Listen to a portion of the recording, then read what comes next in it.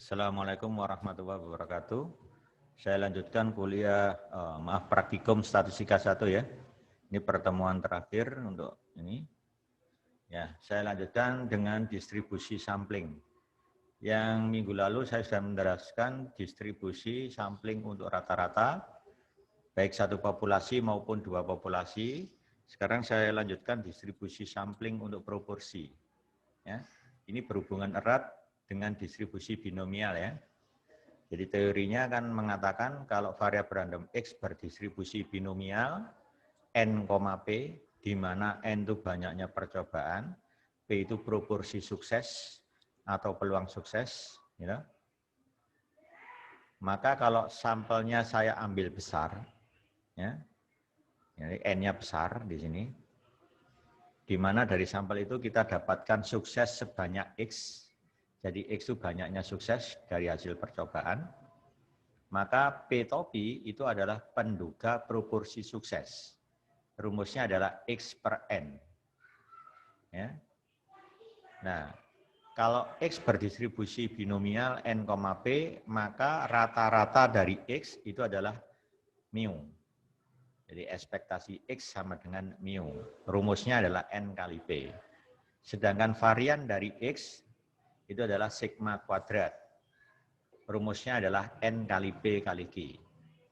Ingat ya, waktu kita membahas distribusi binomial, seperti itu. Nah, akibatnya apa?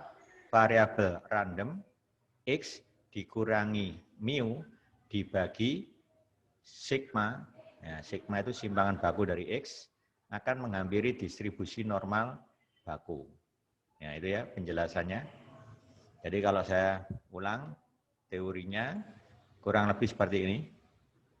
Variabel random X berdistribusi binomial N, P, di mana syaratnya N cukup besar.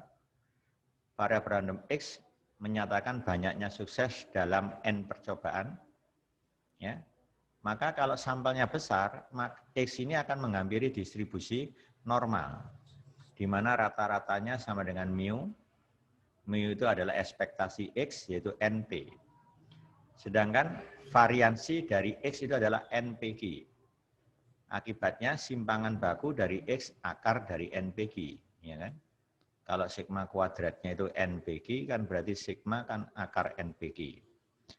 Sehingga variabel acak set, yaitu X dikurangi mu, ini kan mu ini, dibagi sigma, akan menghampiri distribusi normal baku. Ini teorinya. Bentuk ini bisa saya nyatakan dalam bentuk P topi, seperti ini. Caranya, pembilang penyebut saya bagi N. Jadi kalau ini saya bagi N, pembilangnya, X per N itu namanya P topi. Ya, penduga proporsi sukses. NP dibagi N ketemu P, ya kan? Ini kalau saya bagi N, nanti akan ketemu ini. Nah, jadi sebenarnya ini sama itu identik sama. Ya. Kita bisa mengatakan dalam bahasa X atau dalam bahasa P topi. Sama keduanya menghampiri normal baku. Ini teorinya. Nah, kaitannya dengan distribusi sampling proporsi yang kita pakai itu yang ini. Nah, ini pun juga bisa. Ini juga bisa. Ya, kalau kita bawa ke P topi tinggal bagi pembilang penyebut dengan N, gitu aja. Ya. Nah, ini ada catatan penting. Ya. Mu P topi itu artinya ekspektasi dari P topi. Ekspektasi P topi itu adalah ekspektasi dari X per N. Berarti kan P topi itu X per N kan, menurut distribusi binomial. X banyaknya sukses dalam N percobaan, ya kan? Nah, menurut sifat ekspektasi, berarti apa? Ekspektasinya bekerja pada variabel acak. Seper N sebagai konstanta keluar dari ekspektasi. Nah, ini sudah saya terangkan di kuliah awal ya. Waktu kita bahas nilai harapan. Ya. Nah, itu ya. Nilai harapan kita bicara tentang ini. Jadi seper N ekspektasi X. Ekspektasi X itu kan mu. Mu-nya adalah NP. Nah, gitu ya. Sehingga kita dapatkan mu dari P topi tidak lain adalah P. Nah, ini teorinya. Kemudian varian dari P topi dilambangkan dengan sigma kuadrat P topi atau var P topi. P topinya saya ganti X per N. Sifat varian juga sudah saya terangkan di nilai harapan.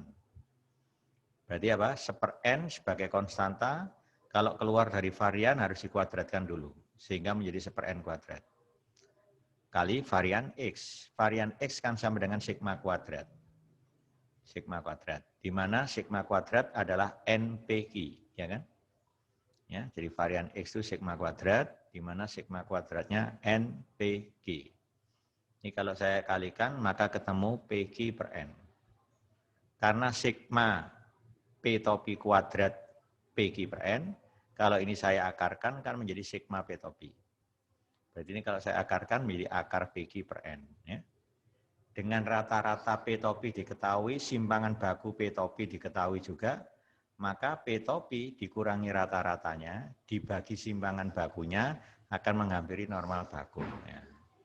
Jadi bisa menjelaskan melalui 2 jalur. Lewat sini bisa, ya kan? Lewat sini juga bisa. Nah, gitu ya. Sekarang kita jelaskan praktikum 8.4 ini. Diasumsikan bahwa proporsi populasi yang memilih SBY kala sebesar 54%.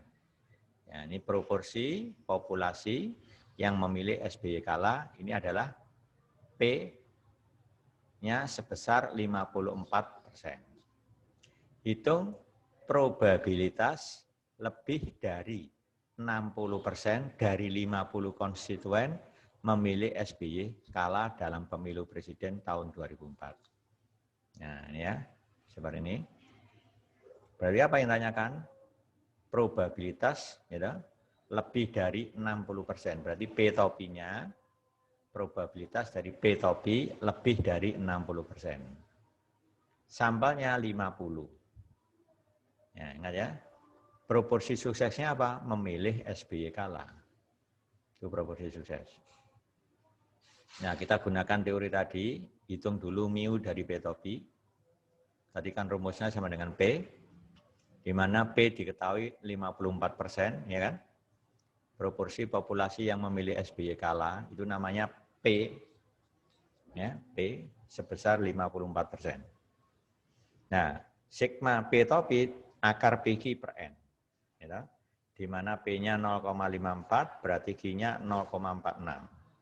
Kan Q itu 1 min P per 50. Ini sengaja nggak saya hitung, karena hitungannya semuanya saya serahkan pada komputer nanti. Oke, setelah ketemu mu P topi dan sigma P topi, baru kita menghitung yang diminta tadi, probabilitas proporsi konstituen yang memilih SBY kala lebih dari 60%. Ingat, dari P topi dibawa ke distribusi normal baku, berarti harus dikurangi P dibagi akar PQ per N. Ya, secara sama 0,6 dikurangi P dibagi akar PQ per N. Ini berubah nama jadi Z, ya kan? Z. Bisa macam menghitung peluang Z lebih dari ini kan? Nah, ini saya ganti angkanya. Nah, ini sengaja saya tulis seperti ini karena nanti ngitungnya diserahkan di komputer, ya. Nah, kemudian apa? Karena kumulatifnya masih lebih dari, maka harus dikomplemen sehingga membentuk kumulatif kurang dari. Jadi komplemennya ini kan, 1 min peluang, kalau set lebih dari, komplemennya jadi set kurang dari. Kalau ini pakai tidak ada sama dengannya, berarti ini harus pakai sama dengan. Ini kalau yang resmi seperti ini ya. Nah, kalau sudah, baru kita sudah dapat bentuk CDF ini. Berarti tugas kita pertama ngitung ini. Nah, ini ngitungnya pakai komputer juga. Ya. Ini pakai komputer, simpan aja hasil ini di K1, kemudian CDF K1 simpan di K2. Nah, ini baru K2-nya. 1 dikurangi K2 namanya adalah K3. Yang di print nanti K3. Nah, ini penjelasannya ini. Let K1. Nah, jangan lupa 0,6 dikurangi 0,54 harus dikasih kurung ya. 0,6 dikurangi 0,54 per akar. Nah, akar kan? Nah, apa ini? 0,54 kali 0,46 dibagi 50. Nah, ini sengaja saya kurung. 0,54 dikali 0,46 saya kurung per 50. Ya. Seandainya kurung yang ini saya hilangkan, kira-kira hasilnya sama apa enggak? Nah, jadi cukup SGRT, kurung buka, kurung tutup, yang di dalamnya diisi 0,54 kali 0,46 per 50. Tanpa ngasih kurung ini. Nah, insya Allah hasilnya sama. Sama ya. Ini sengaja saya kasih kurung ini untuk menandai, ini saya hitung tersendiri baru dibagi 50. Tapi untuk operasi ini, kurung ini bisa saya hilangkan, nanti sama hasilnya ya. Kalau K1 ini sudah ketemu, baru CDF K1 simpan di K2. Ya. CDF K1 simpan di K2, titik koma, enter, ketikkan, ini distribusinya normal baku, berarti harus normal 0, 1, titik. Enter lagi, baru kita bisa dapatkan 1 min K2, namanya adalah K3. Gitu ya. Print ini. Oke, kita peragakan aja. Lihat, K1 sama dengan kurung buka tutup, berapa ini? 0,6 ya. Jadi 0,6 dikurangi 0,54. Oke. Dibagi SGRT akar. Nah, saya coba kurungnya saya kurangi. 0,54 dikali 0, berapa? 46. Ya kan? Dibagi 50. Nah, saya langsung gini. Kita enter. Nah, udah. Langsung CDF K1 taruh di K2. Distribusinya normal baku. Berarti rata-rata 0, simpangan bakunya 1. Oke, let K3. Sama dengan 1 min K2. Nah, kita print dua-duanya aja supaya lebih jelas. K2 saya print, K3 juga saya print. Nah, hasilnya ketemu. Nih, 0,197313. Kita cek. Nah, 0,197313. Berarti apa? Penulisan sintak ini meskipun kurungnya ini dihilangkan, tidak masalah. Dia sudah otomatis membaca 0,54 kali 0,46 per 50 tanpa ditambahi kurung ini ya. Ini buktinya, ya buktinya ini. Nah nilai K2 itu sebenarnya nilai peluang ini. Nah peluangnya ini sebesar 0,802687. Nah seperti itu. Nah sekarang kita masuk ke distribusi sampling selisih 2 proporsi. Ya. Nah ini ceritanya hampir sama, bedanya ini ada 2 populasi. Berarti kalau dari populasi pertama berdistribusi binomial N1, P1 gitu ceritanya. Populasi kedua itu diwakili dengan variabel X2 berdistribusi binomial juga N2, P2. Dari populasi 1 diambil sampel berukuran N1, diperoleh sukses sebanyak X1. Itu teorinya. Ya. Sedangkan dari populasi 2 diambil sampel berukuran N2, diperoleh sukses sebanyak X2. Sehingga kita dapatkan P1 topi X1 per N1. P2 topi X2 per N2. Yang kita hitung peluang P1 topi min P2 topi. Misalkan aja lebih dari 0,1. Mungkin antara 0,1 dan 0,3. Ya, bisa begitu pertanyaannya. Ya. Makanya kalau kita lihat contohnya ini, seperti ini. Sejenis barang yang diproduksi dengan 2 mesin, yang diproduksi dengan mesin lama, menghasilkan barang cacat mencapai 10%. Berarti ini P1. Apa P1 itu? Proporsi barang cacat hasil produksi mesin lama. P1 ya. Tetapi dengan menggunakan mesin baru, produk yang cacat berkurang menjadi 5%. Nah, jadi 10% sekarang 5%. Berarti P2-nya 5% atau 0,05. Itu ya. Dari hasil produksi mesin lama dipilih sampel random berukuran 45. Berarti ini N1. 45 produk ya. Dan secara random juga dipilih 40 produk hasil produksi mesin baru, berarti ini N2. Hitung probabilitas bahwa barang cacat, ini harusnya cacat ya, rusak kan nggak laku dijual ya, ini cacat masih laku.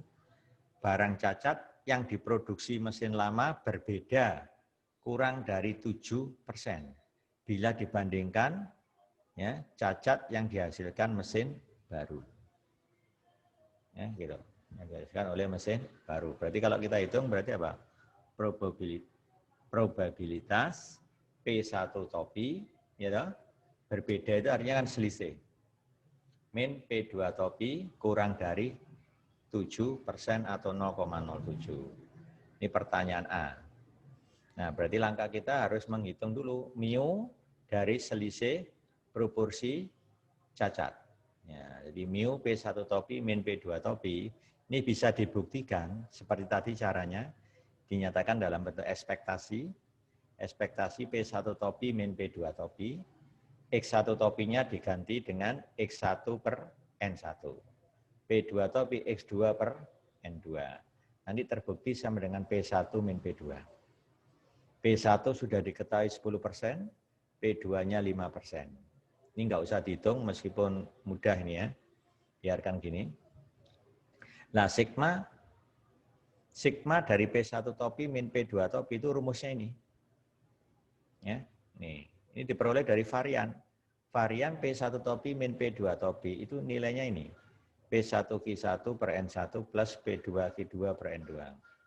Kalau diambil simpangan bakunya tinggal di akar. Gitu ya. Ini secara sama saya masukkan P1-nya 10%, berarti Q1-nya 90% per N1. Gitu ya. Plus ini yang P2 dikalikan Q2 per N2. Biarkan gini.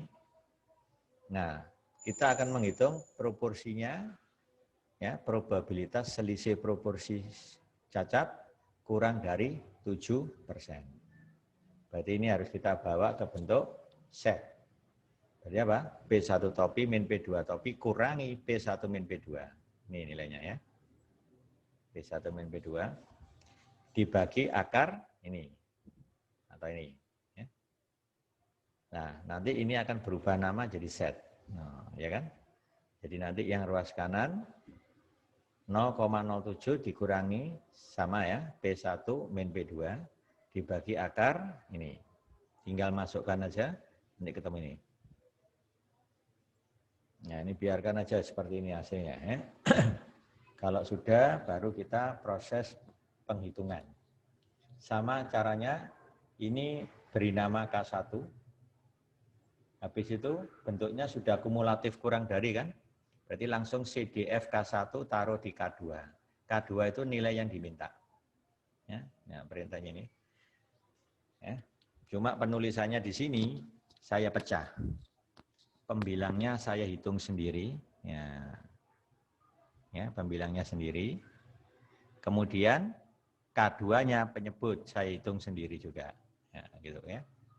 Habis itu K3, K1 dibagi K2. Ya.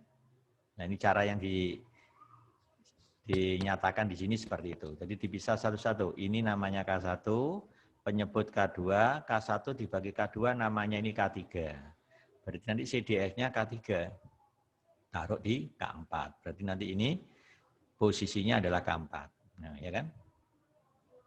Oke, ini cara yang ditulis di modul praktikum. Sekarang saya pakai cara lain ya. Saya langsung, ini saya namai dengan K1. Oke. Lihat. K1 sama dengan, nah, ini ya. Nah, ini kan berarti 0,07 ya. Tulis saja 0,07. Ini kalau dikalikan kan jadi min 0,1, ya. Min 0,1. Ini min kali min jadi plus. Ya, 0,05. Nah, oke, pembilang sudah selesai. Dibagi. Nah, ini kan akar ini. Berarti langsung SGRT. Jangan lupa setiap SGRT harus kurung buka tutup. Nah, di dalamnya ini berisi dua komponen kan, 1 ditambah 2. Maka nulisnya harus buat begini, plus. Nah, ini untuk menghindari salah kurung. Ya. Nah, baru komponen yang di sini, itu isinya adalah ini. 0,1 kali 0,9 per 45. Nah, langsung aja. 0,1 kali 0,9 per 45. Sudah selesai. Itu yang ini. Sedangkan yang satunya 0,05, ya kan? Dikali 0,95 per 40. Nah, selesai dah. Ini. Langsung kita enter. Nah, ini sudah saya namai K1, tinggal CDF-nya K1 taruh K2. Itu sudah jawabnya. Ya. CDF K1 taruh K2. Nah, jangan lupa distribusinya normal baku. Nah, berarti rata-rata 0, simpangan baku 1. Ya. Nah, yang di print apa? K2. Nah, jawabnya 0,638423. Kita cek. 0,638423 ya. Mungkin sekilas ini lebih pendek ya, silakan.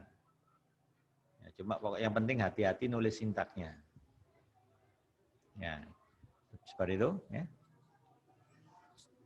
Nah, pertanyaan yang kedua, hitung probabilitas bahwa selisih proporsi cacat tadi antara 4 sampai 8%. Jadi kalau ditulis apa? Probabilitas 4% lebih kecil P1 topi min P2 topi lebih kecil 8%. Gitu ya. Itu pertanyaan yang B. Nah ini kan 4% lebih kecil selisih proporsi cacat lebih kecil 8%. Nah caranya sama dengan di awal yang kita bahas ya. Ini ubah dulu menjadi set, berarti 0,04 dikurangi P1 min P2 dibagi akar, ini sama kan? Yang suku di tengah juga sama, kurangi P1 min P2 dibagi akar, P1 Q1 per N1 plus P2 Q2 per N2, sama. Ya. Suku yang paling kanan, sama, ya kan? Ini nanti berubah nama set. Nah, untuk menghitung peluang set antara ini dan itu kan berarti dihitung dulu ini. Peluang set kurang dari itu. Ya.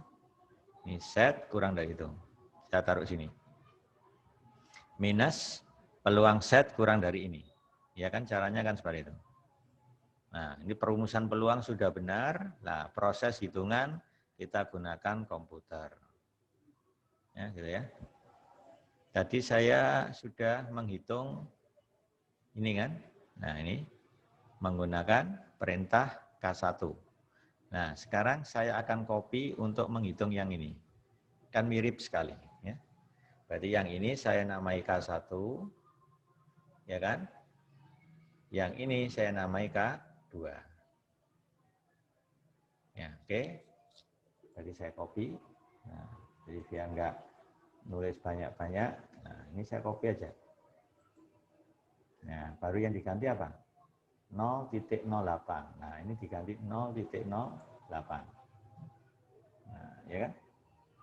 Sama min 0,1 plus 0,05. Sama. Penyebut sudah cocok. Oke. Baru sekarang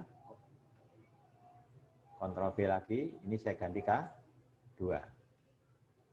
Berapa? 0,04. Tinggal ganti 0,04. Nah, kita enter. Nah, baru kita butuh apa? CDF-nya K1 taruh di K3. CDF-nya K2 taruh di K4. Gitu ya. CDF K1 taruh K3. Jangan lupa distribusinya normal, baku. Ya, gitu ya. Berikutnya CDF K2 taruh di K4. Ya, sama distribusinya normal, baku. Ya, ini. Nah, baru ini sudah saya simpan di K3, ini di K4, K3 kurangi K4 namanya K5. Itu adalah nilai yang diminta. Jadi lihat, K5 itu adalah K3 dikurangi K4. Oke, kita print langsung. K5. Hasilnya 0,272713. 272,713 ya. Cara banyak, terserah Anda pakai yang seperti ini boleh, seperti ini boleh. Nanti Anda bisa punya cara sendiri-sendiri ya, setiap orang bisa beda caranya ya. Nah, ini cara ngitungnya seperti itu ya. Nah, ini distribusi sampling selisih 2 proporsi. Sukses ya, proporsi sukses. Oke, sudah. Sekarang saya masuk ke 8.5, yaitu apa? Distribusi sampling untuk variansi. Jadi kalau saya punya populasi berasal dari distribusi normal, ya kan?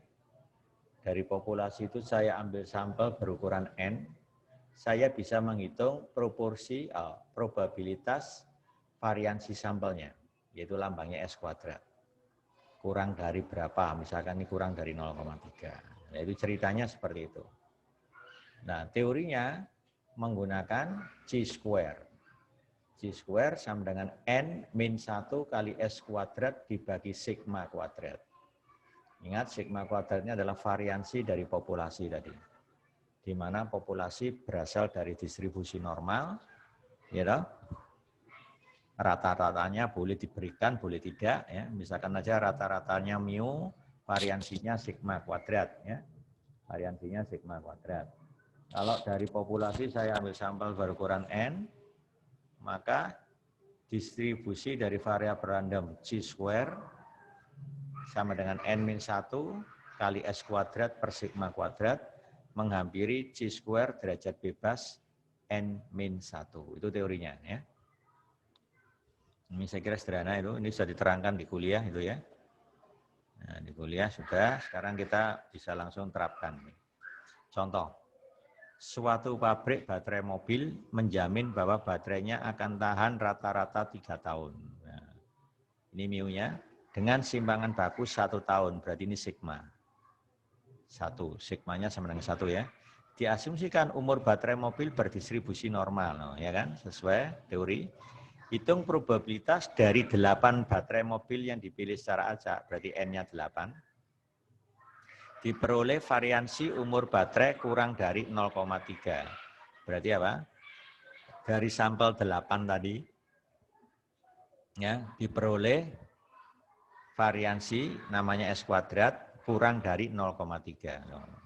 Ini tanyakan ini, probabilitas variansi sampelnya kurang dari 0,3. Oke, ini kita kalikan dengan N-1 bagi sigma kuadrat. Jadi ini kan, secara sama 0,3 dikalikan dengan N-1 per sigma kuadrat. Nah, sudah, ini berubah nama jadi chi-square, ya kan? Kurang dari, nah ini tinggal ngitung, N-nya tadi 8, kurangi 1 jadi 7. Dikali 0,3 per 1, nah kebetulan simpangan bakunya kan 1. Kalau dibagi dengan dikuadratkan maka tetap 1. Ini kebetulan gampang, langsung aja 2,1 boleh. Langsung CDF-nya apa? Ini kan sudah berbentuk kumulatif kurang dari. Langsung CDF. CDF 2.1, taruh hasilnya di K1. Ya, jadi K1 itu sudah nilai peluang ini. Peluangnya ini, K1. Ya.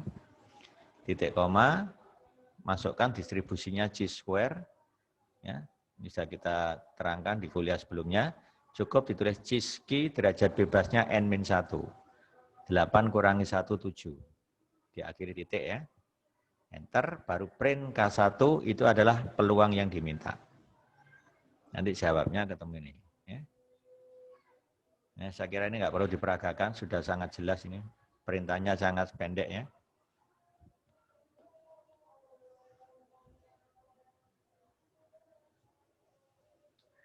Ya, seperti itu. Nah, ini dasar teorinya yang di di kuliah kan seperti ini. Ya. Jadi S kuadrat itu variansi dari sampel random berukuran N yang diambil dari populasi yang berdistribusi normal, di mana variansi dari populasi itu diketahui sebesar sigma kuadrat. boleh diketahui mu-nya lengkap ya sama variansi. Yang penting itu variansinya. Mu-nya tidak dibutuhkan dalam ini ya. Maka statistik ini akan menghampiri distribusi chi-square derajat bebas n-1. Nah, itu teorinya cuma ini aja. Ya.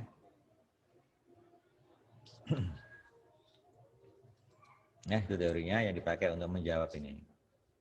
Sekarang distribusi sampling rasio dua variansi. Jadi ini ceritanya gini, ada dua populasi saling bebas, masing-masing berasal dari distribusi normal. Ya. Dari populasi pertama, ya, dari populasi pertama itu diketahui apa namanya variansinya sigma 1 kuadrat. Populasi kedua variansinya sigma 2 kuadrat. Ingat ya, tadi masing-masing berasal dari distribusi normal. Ya. Sedangkan kita ambil sampel dari masing-masing populasi itu ukurannya N1 dan N2. Ya, maka saya bisa mendapatkan distribusi sampling dari rasio dua variansi. Ya. Dalam hal ini apa? Melalui sampel N1 saya dapatkan variansinya S1 kuadrat. Melalui sampel kedua yaitu N2 didapatkan variansinya S2 kuadrat. Yang akan kita hitung itu probabilitas S1 kuadrat dibagi S2 kuadrat. Nah itu kan. Nah ini ceritanya seperti itu. Nah ini kalau saya tulis, ini contoh kasusnya. Umur aki mobil hasil produksi pabrik A berdistribusi normal dengan rata-rata 2 tahun. Nah ini berarti apa? Mu1-nya 2. Sedangkan umur aki mobil hasil produksi pabrik B berdistribusi normal juga. Ya, ingat kedua populasi berdistribusi normal dengan rata-rata 2,4 tahun. Berarti ini yang mu2. Ya. mu2. Diasumsikan variansi umur aki hasil produksi kedua pabrik tersebut sama. Loh, berarti apa? Sigma 1 kuadrat sama dengan sigma 2 kuadrat. Nah, asumsi sama ya, berarti kan ini penting ini digunakan. Karena nanti ada asumsi variansi berbeda. Jika dari pabrik A dan B masing-masing dipilih 8 dan 12 aki secara acak. Berarti ini N1 yang diambil dari pabrik A. Ini N2 diambil dari pabrik B, maka hitung probabilitas bahwa rasio variansi umur aki hasil produksi pabrik A dan B kurang dari 2,89. Berarti kalau ditulis probabilitas S1 kuadrat dibagi S2 kuadrat kurang dari 2,89. Itu pertanyaannya. Nah, sekarang kita list X1 umur aki mobil hasil produksi pabrik A. Distribusinya tadi adalah normal, rata-ratanya berapa? 2 ini harusnya ya. 2 ini keliru ini ya. Yang pabrik A, lalu ini masih A juga, ini harusnya B ya. Jadi X1 ini umur aki mobil hasil produksi pabrik A. Oke, supaya lebih jelas, saya edit sekalian ya. Ini yang lama ini belum sempat ngedit ya. Nah, Bapak kita edit aja biar jelas. Ini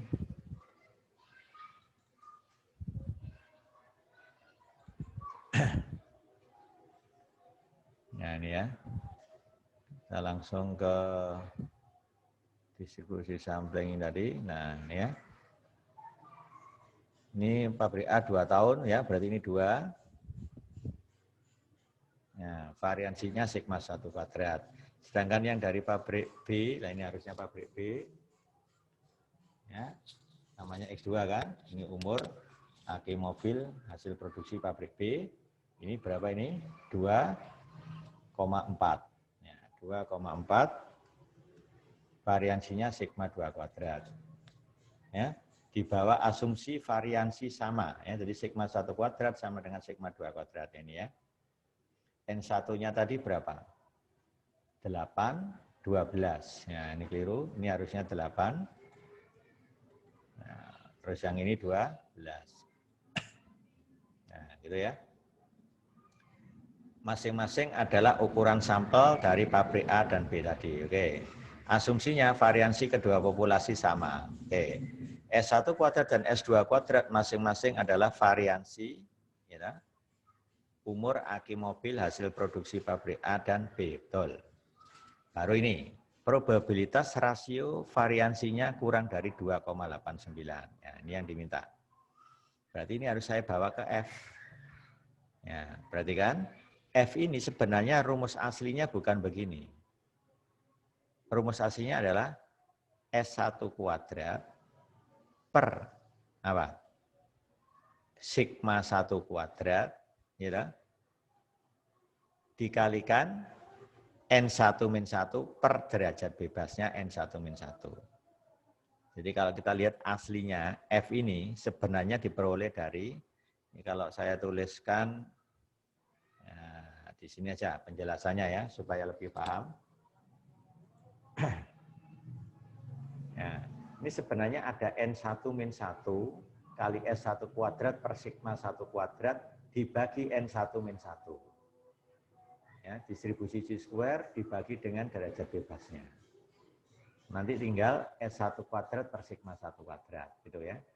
Secara sama yang penyebutnya juga sama. N2 min 1 kali S2 kuadrat per sigma 2 kuadrat dibagi derajat bebasnya N2 min 1. Maka nanti unsur N2 min 1-nya hilang, tinggal ini saja. Sehingga kita dapatkan F-nya ini. Di bawah asumsi variansi kedua populasi sama, berarti sigma 1 kuadrat sama dengan sigma 2 kuadrat kan? Kalau begitu nilainya nanti 1 kan? Maka F menjadi S1 kuadrat per S2 kuadrat. Nah itulah. Sehingga kita dapatkan hasil seperti ini. Nah, ya, ini akan berubah langsung jadi F. Sama saja kita menghitung peluang F kurang dari 2,89 ya. Tadi yang benar seperti ini yang sudah saya betulkan susunannya ya. Ya, jadi seperti ini. Nah, lihat sekarang ini yang ditanyakan bentuknya sudah kumulatif kurang dari kan. Nah, ini nanti berubah nama jadi apa? F. Ya, jadi F tadi yang asalnya S1 kuadrat per sigma 1 kuadrat dibagi S2 kuadrat per sigma 2 kuadrat, karena asumsinya ini, gitu, akibatnya tinggal S1 kuadrat per S2 kuadrat, F-nya, ya kan? Ini langsung pakai CDF. CDF 2.89, berarti kan? Simpan hasilnya di K1, ya kan? Titik koma, distribusinya adalah F, derajat bebas pembilang N1 kurangi 1. N1-nya tadi 8, ya kan? Dikurangi 1 jadi 7. Derajat bebas penyebut N2 kurangi 1. N2-nya tadi 12, dikurangi 1 jadi 11. Titik, enter, ya, baru print K1. Ya, itulah jawab dari ini. Ya. Nanti ketemu 0,943556. Ya, begitu ya. Ini saya pakai naskah hasilnya aja, nanti setelah itu baru kita bisa edit ya. Ini coba kita peragakan dengan Minitab. Ya. CDF 2.89 simpan di K1, benar apa enggak? Nah, distribusinya F, derajat bebas pembilang 7, penyebut jadi 11. Ya. Nah, udah, kita print K1. 0,943, nah cocok ya, sudah benar ini. Nah, sekarang kita masuk ke praktikum 88. Nah, kita cek sekalian.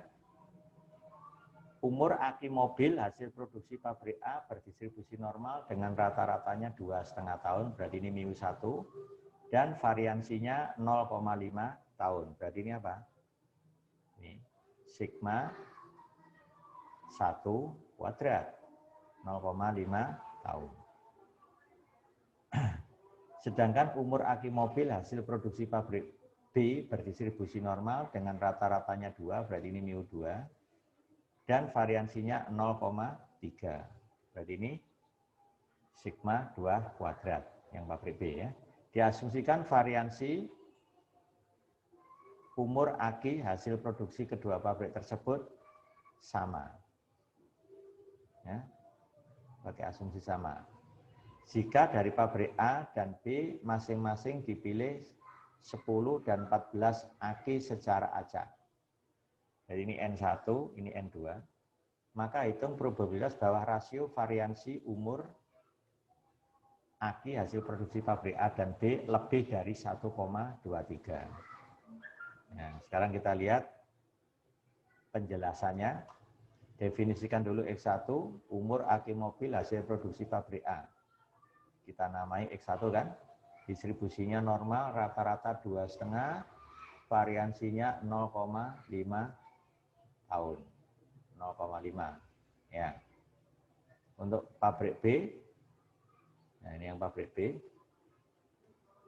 nah, ini belum diralat, ini yang data yang ini belum diralat, ini sekaligus saya ralat dengan X2-nya berdistribusi normal, rata-ratanya 2 tahun, betul? Variansi 0,3. Ya. N1-nya 10, ya. Ya, 10, N2-nya 14. Ya. Ya. S1 kuadrat dan S2 kuadrat masing-masing adalah variansi umur aki mobil produksi pabrik A dan B. Yang ditanyakan probabilitas rasio variansinya lebih dari 1,23. Ya kan?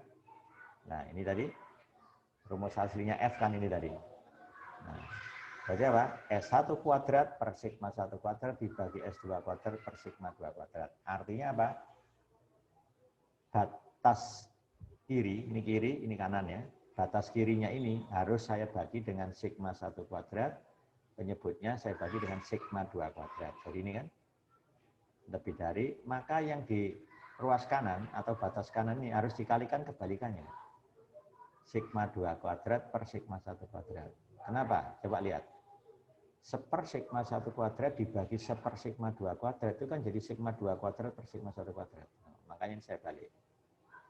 Nah, ini tidak lain namanya F, ya kan? Lebih dari 1,23 kali sigma 2 kuadrat. Nah, sigma 2 kuadrat ini adalah 0,3 dibagi sigma 1 kuadrat 0,5. Oke. Nah, ini kebetulan kalau dihitung langsung ketemu 0,738. Boleh langsung ini. Ya, karena kumulatifnya masih lebih dari, maka harus diubah menjadi kurang dari, ya kan? Bagi di komplement jadi 1 min peluang F kurang dari sama dengan 0,738. Perumusan peluang sudah lengkap. Sudah selesai, baru perintah Minitab. Ya, jadi langsung, ini kebetulan K1-nya saya hitung untuk memastikan, ya, saya pakai yang ini. Ini K1-nya, 1,23 star 0,3 per 0,5. Oke. Baru CDF-nya, ya, nanti hasilnya ini ya, CDF-nya K1 saya taruh di K2. Jadi ini nanti K2. 1 kurangi K2 namanya K3. Nah, K3 itu adalah yang ditanyakan. Ya, saya kira seperti itu caranya. Jangan lupa ketika kita pakai CDF, CDF K1 taruh di K2, kita pakai distribusi F. Dengan derajat bebas pembilang N1 min 1 berarti 9. Penyebutnya N2 min 1 berarti 14. Oh maaf 13, ya, 14 min 1. Nah itu aja. Ya. Nggak perlu peragakan ya. Sudah jelas ini.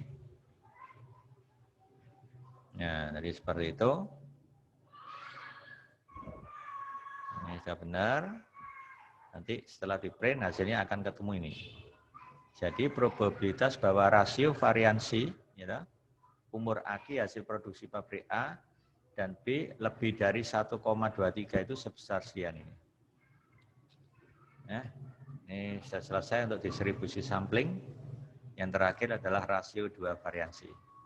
Ya, silakan nanti mencoba soal yang ada di sini ya.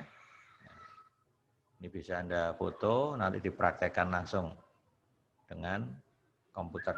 Ya. Jadi diberikan data nilai ujian mahasiswa dengan rata-rata 75 dan simpangan baku 9. Nah, distribusinya tidak diketahui. Hitung probabilitas bahwa dari 40 mahasiswa yang dipilih secara acak, berarti sampel besar, diperoleh rata-rata nilai ujian lebih dari 78. Berarti probabilitas X bar lebih dari 78. Ini harus menggunakan teorema limit pusat. Ya, persis seperti contoh di praktikum yang pertama tadi. Ya. Jadi peluang X bar lebih dari 78, nanti diubah X barnya tadi min, mu, dibagi sigma per akar N. N-nya 40. Nanti berubah nama jadi set. Ya. Peluang set lebih dari 78 min, mu, dibagi sigma, sigmanya 9 per akar 40. Ya. Cara ngitungnya persis seperti yang di contoh praktikum tadi. Ya. Silakan dicoba sendiri ya. Ini live juga sama contohnya, silakan dicoba. Ya. Ini sama ya, distribusi sampling. Rata-rata bobot ikan gurami setelah diukur ini berarti mu-nya, simpangan bakunya ini sigma. Jadi seorang pembeli menginginkan 40 ekor, berarti ini sampelnya N, sampel besar ya, dengan berat masing-masing 1 kilo. Akhirnya pemilik tambak menjaring 40 ekor, hitung probabilitas dari 40 ikan yang dijaring tadi, berat total ikan yang tertangkap sekurang-kurangnya 40 kilo. Berarti apa? Jumlah kan? Jumlahnya. Jadi probabilitas sigma XI lebih dari atau sama dengan 40. Tinggal nanti dibagi dengan 40, maka berubah jadi probabilitas X bar lebih dari sama dengan 1. Sama aja itu. Nah, pakai teorema limit pusat juga. Ya, silakan nanti dicoba ini, difoto, dicoba dijawab. Ya. Ini tadi yang live tadi, silakan difoto, dicoba untuk dijawab. Ya. Nah, ini sudah saya terangkan kemarin ya. Ini artinya adalah batas interval bawah itu adalah mu X bar min 2 sigma X bar. Batas atasnya mu X bar plus 2 sigma X bar. Itu berarti bentuk interval. Cuma ditulis singkat plus minus. Ya. Nah, mu X bar ini menurut teorinya ini sama dengan mu. Sigma X bar ini menurut teori sama dengan sigma per akar N. Perhatikan. Jadi Anda tinggal ganti mu X bar sama dengan mu, sigma X bar sigma per akar N. Ya, mu-nya diketahui sekian, ya. Sigmanya 18, sudah. Nah, ini sudah saya terangkan. Kemarin ya, sudah dibahas ini. Bisa saya bahas, jadi kesimpulannya apa? Kemarin itu keputusannya adalah dapat diterima. Berarti artinya mesin tidak perlu dikalibrasi. Karena rata-rata ini masih berada dalam interval ini ya. Dengan mengganti N-nya 50 tadi ya. Nah, ini silakan dicoba. Ini masih menyangkut variansi sampel ya. Nah, itu variansi sampel. Sekaligus sambil saya ralat sekalian ya. Ini buatnya langsung aja ya. Jadi ini varian, saya ganti variansi biar seragam dengan variansi. Oke, seperti ini bisa Anda foto setiap soal ini nanti untuk latihan ya. Yang nomor 6, yang nomor 5 tadi ya. Oke, saya kira itu saya akhiri sampai di sini ya. Selamat berlatih. Ingat minggu depan sudah mulai UAS ya. Jadi nanti UAS praktikumnya saya ingatkan, nanti materinya khusus materi yang dipraktikumkan. Jadi untuk praktikum statistika 1 itu yang jelas yang pertama itu adalah statistika deskriptif. Itu masuk. Yang pokok bahasan kedua, ukuran pemusatan dan penyebaran data, itu masuk. Kemudian berikutnya adalah jenis distribusi probabilitas diskrit, jenis distribusi probabilitas kontinu, dan yang terakhir distribusi sampling. Nah, itu bahan untuk UAS Praktikum Statistika 1 ya. Saya kira itu penjelasan dari saya. Jadi bentuk soalnya sama, nanti multiple choice gitu ya. Anda memilih, tapi ngitungnya menggunakan komputer ya. Pada komputer praktikum. Ya, saya akhiri sampai di sini. Assalamualaikum warahmatullahi wabarakatuh.